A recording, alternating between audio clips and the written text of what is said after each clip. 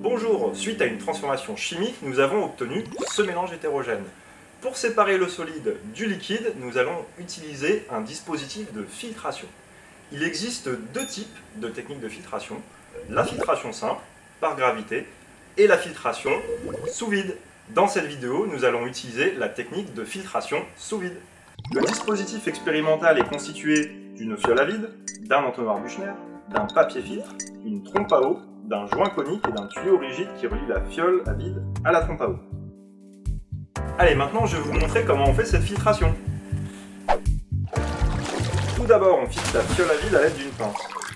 Ensuite, on relie la fiole à vide à la trompe à eau. On dépose l'entonnoir Büchner muni d'un joint conique sur la fiole à vide et on place un papier filtre à l'intérieur.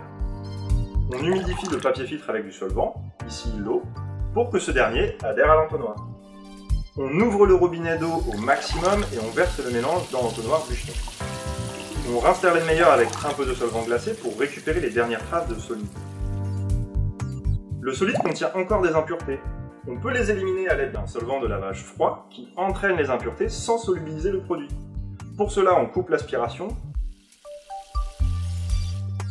On recouvre le solide de solvant de lavage et on agite délicatement avec une baguette en verre pour libérer les impuretés dans le solvant de lavage. C'est le triturage.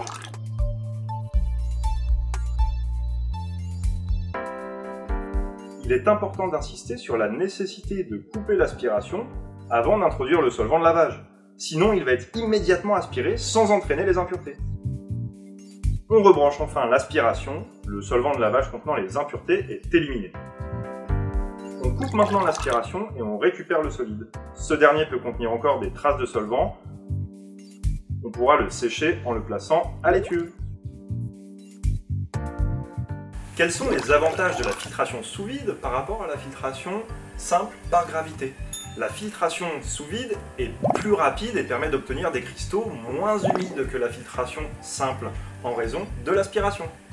Voilà une dernière remarque avant de clore cette vidéo. On emploie parfois à tort le terme de filtration. En fait, ce terme doit être utilisé que quand on récupère la phase liquide, le filtrat. Mais en fait, quand on récupère le solide, on doit parler d'essorage, exactement comme quand vous essorez votre linge. Ce que vous gardez, c'est le linge, pas l'eau sale. Nous avons donc ici réalisé un essorage à l'aide du dispositif de filtration sous vide.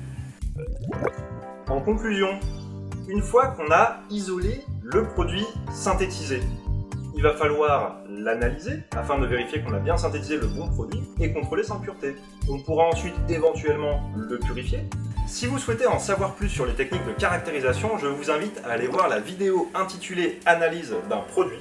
Quant aux techniques de purification, vous les étudierez plus tard dans votre cursus.